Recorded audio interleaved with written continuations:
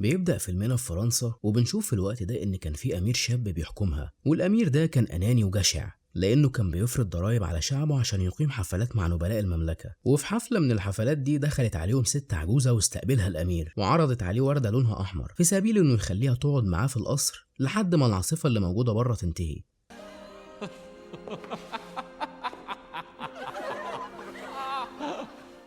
ودي كانت ضحكة الأمير الساخرة على عرض الست العجوزة، ورفض طلبها لأن شكلها مش جميل وهو أمير مهووس بالجمال. فبيرمي الوردة على الأرض، ولكنه بيتصدم لما بيلاقيها بتتحول لساحرة غاية في الجمال، وساعتها بيترجاها إنه يستقبلها في قصره، ولكنها بتقوله إن الأوان فات. وكعقاب لقلبه الجشع حولته الوحش شكله مرعب، وبعدها ألقت لعنة على كل الخدم والنبلاء الموجودين في القصر، وقفلت عليهم القصر وعاشوا سنين جواه، ومسحت الأمير وخدمه من ذاكرة العالم كله. لكنها اديته فرصة أخيرة، وهي إنه لازم يحب بنت من قلبه قبل ما آخر بتلة من الوردة تقع، ولو حب بنت قبل كده اللعنة هتنكسر وهيرجع لشكله الطبيعي، لكن لو ده ما حصلش هتفضل اللعنة دي ملازمة للأبد. وبعدها بنشوف بنت جميلة جدا اسمها بيل، وبتكون بيل مختلفة تماما عن باقي الناس اللي في قريتها لأنها بتحب القراءة وكمان مش بتحب تختلط بيهم. وفي الوقت ده بيظهر شخص اسمه جاستون، واللي بيكون كل البنات اللي في القرية بيحبوه، ولكنه بيحب بيل وعايز يتجوزها، بس هي ما كانتش بتفكر في الجواز أصلا. ولما بيتكلم معاها بيسألها عن الكتاب اللي في ايديها، فبتتفاجئ بيل وبتسأله بشغف إذا كان قرأ الكتاب ده قبل كده، ولكنه صدمها بإنه ما بيحبش القراءة أصلا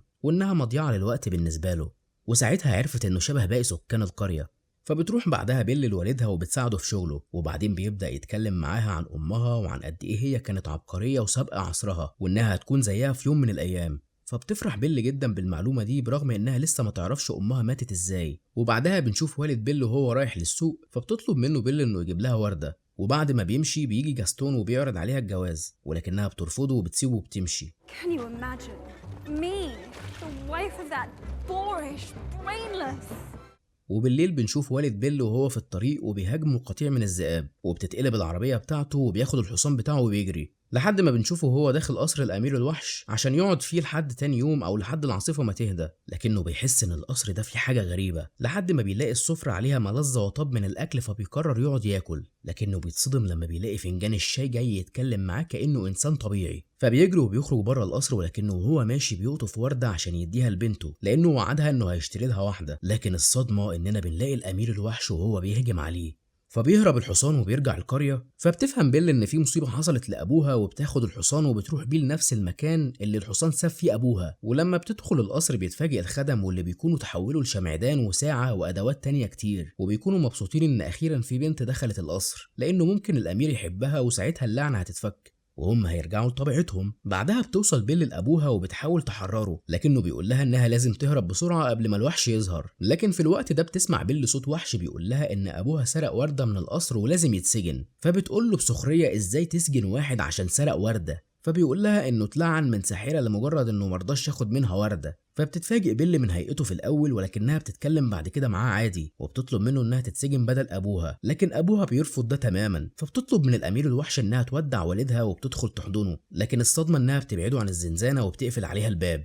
فبيقول لها الوحش إنها كده حكمت على نفسها بالسجن المؤبد، وبياخد أبوها وبيطرده من القصر. وبعدها بساعات بيظهر الشمعدان وبيفتح الزنزانة، فبتتصدم بيل من فكرة ان في شمعدان ممكن يتحرك وممكن كمان يتكلم، فبتضربه بالكرسي. لكن في الوقت ده بتظهر الساعة وبتقول لها ان كل الادوات اللي في القصر ده بشر ولكنهم اتلعنوا من ساحرة. وبعدين بيفرجوها على القصر كله، ولكنهم بيحذروها من انها تروح الجناح الغربي لان الامير الوحش مانع اي حد يروح هناك، والسبب في كده لان الاوضه دي هي اللي فيها الورده اللي الساحره كانت عايزه تديها له. بعدها بياخدوها الاوضه كبيره، وبتتفاجئ بيل ان الدولاب بيتحرك وبيتكلم، فبتفهم ان كل الحاجات اللي في الاوضه مجرد بشر لكنهم اتلعنوا من الساحره. والناحيه التانيه بنشوف والد بيل وهو في القريه وبيقول للناس على اللي حصل، وساعتها الناس كلها ضحكت عليه واتهموه بالجنون ما عدا جاستون اللي قال له انه مصدقه وهيروح معاه كمان. وفي نفس الوقت بيكون الوحش وصل لسفرته وبيغضب جدا لما بيلاقي الخدم حضروا الاكل البيل، وبيقول لهم انها سجينه وما ينفعش تتعامل على انها ضيفه من النبلاء. فبيتفاجئ ان ابريق الشاي بيرد عليه وبيقول له انه ما ينفعش يحكم على الناس من مظاهرهم او من تصرفات ابائهم. فبيسمع الامير الكلام وبيروح يخبط على اوضه بيل واللي بتكون بتحاول تهرب من القصر، ولكنها بتتفاجئ انه بيطلب منها انها تتعشى معاه. فبتقول له انت مجنون، ازاي حابسني في القصر ده وعايزني اتعشى معاك؟ فبيتعصب الامير الوحش جدا وبيقول لها انا بامرك انك تتعشي معايا، لكن بترد عليه بيل وبتقول له I'd starve before I ever ate with you. فبيتعصب الامير اكتر وبيشتم الادوات وبيخرج يروح للجناح الغربي وبيفضل قاعد قدام الورده وبيشوف ورقها وهو بيقع وبيفتكر كلام الساحره. والناحيه التانيه بنشوف ابريق الشاي بيقنع بيل انها تتعشى معاه وبيقول لها ان الامير طيب لكنه مش بيظهر ده قدام اي حد، وشكل كده بيل بتقتنع بكلامه. وبعدها بتروح للجناح الغربي وبتشوف الورده بتاعت الساحره، لكن بيظهر الامير الوحش وبيزعق لها، فبتجري بيل وبتقرر انها تسيب القصر بشكل نهائي. ولكن وهي في طريقها للخروج من محيط القصر بيظهر قطيع الذئاب وبيهاجمها، وفي اللحظه الاخيره بيظهر الامير الوحش وبينقذها وبتهرب الذئاب منه، ولكنه للاسف بينجرح وبيقع على الارض. فبتقرر بيل انها ترجعه للقصر وبدات تعالجه، لكن الامير بيزعق لها للمره الثالثه وبيقول لها انها السبب في كل اللي حصل ده لانها قررت تهرب.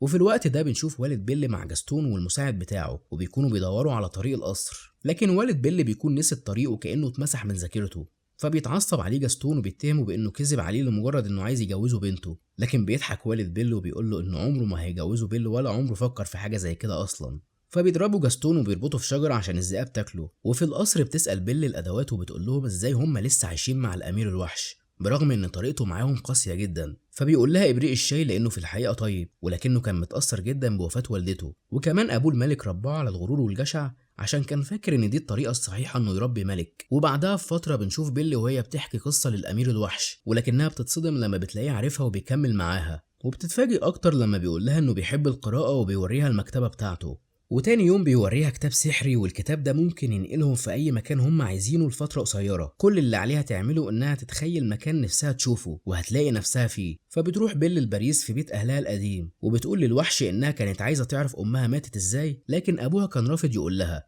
ولما بيلاقي الامير الوحش اقناع للدكتور مرمي على الارض فبيفهم ان والدتها كانت مصابه بالطاعون، ووقتها بتفهم بيل ان والدها هرب بيها وهي صغيره وساب امها تموت، وكل ده عشان ما تكونش سبب في موتهم كلهم. والناحية التانية بنشوف والد بيل وهو بيتم إنقاذه من قبل واحدة محدش يعرفها، وبعدها بيرجع القرية وبيحاول يضرب جاستون، ولكنه بيمسك إيده وبيقول عليه إنه مجنون وإنه خدعه وضحك عليه، وطبعا أهل القرية صدقوا جاستون. وفي الوقت ده بتكون بيل بدأت ترقص مع الأمير الوحش وشكلها كده بدأت تحبه، ولما بيخلصوا بتقوله إن والدها هو اللي علمها الرقص وإنها نفسها تشوفه. فبيوريها مراية سحرية والمراية دي تقدر منها إنها تشوف أي شخص بتفكر فيه، ولما شافت والدها شافته وأهل القرية ماسكينه وشكلهم بيضربوه. فبيقول لها الامير الوحش انها لازم تروح تنقذه، وفعلا بتروح بيل لابوها وبتلاقيهم انهم واخدينه لمستشفى الامراض العقليه. ولما بتسالهم هم ليه عملوا كده معاه بيقول لها جاستون ان والدها بيقولوا انه شاف وحش. فبتوريهم بيل المرايه وبيكون فيها صوره الامير الوحش، فبيتصدم اهل القريه كلهم، لكن بياخد جاستون منها المرايه وبيقول لاهل القريه انهم لازم يقتلوا الوحش ده باي طريقه لانه تهديد وخطر عليهم. وبيروح اهل القريه بقياده جاستون لقصر الوحش عشان يقتلوه، لكن بيل بتحكي لوالدها عن اللي حصل معاها وبتقول له انها لازم تنقذ الامير، وفعلا بيقدروا يهربوا من العربيه عشان ينقذوه. وبنشوف الامير وهو قاعد زعلان عشان بيل سابته وكان حاسس انها مش هترجع تاني، لكن في اللحظه دي بيوصل سكان القريه وبيدخلوا القصر، لكنهم بيتصدموا لما بيلاقوا ادوات القصر بتضربهم وبتمنعهم من انهم يوصلوا للامير. لكن بيكون جاستون وصل للامير وبيضرب عليه نار، فبيقع الامير لكنه بيفضل متماسك لحد اخر لحظه. وفي الوقت ده بتوصل بيل وبتحاول تمنع جاستون من انه يخلص عليه وبتقدر انها توقعه، وبيفرح الامير جدا لما بيلاقي بيل رجعت له وبيتاكد انها بتحبه، فبيروح لها. لكن جاستون بيضرب عليه نار للمره التانيه، وبعد ما بيضربه الجسر اللي كان واقف عليه بيقع وبيموت. وبيكون الامير الوحش في الوقت ده واقع على الارض وبيل بتعيط وبتقول له انها بتحبه، لكن للاسف بيكون الوحش مات وبتقع اخر بتله من الورده اللي الساحره اديتها له، وكمان كل الادوات بتتجمد وبيفقدوا روحهم. لكن في الوقت ده بتظهر الساحره مره تانيه وبترجع الورده زي ما كانت، وبيرجع الامير لشكله الطبيعي، وبكده تكون اللعنه اتفكت عن القصر بالكامل. وبينتهي الفيلم ان الامير بيتجوز بيل وبيعيشوا مع بعض طول حياتهم في سعاده. وبنتعلم درس جميل جدا، وهو انك ما تحكمش على حد من مظهره الخارجي، وما تحكمش على حد وانت ما تعاملتش معاه لفتره طويله.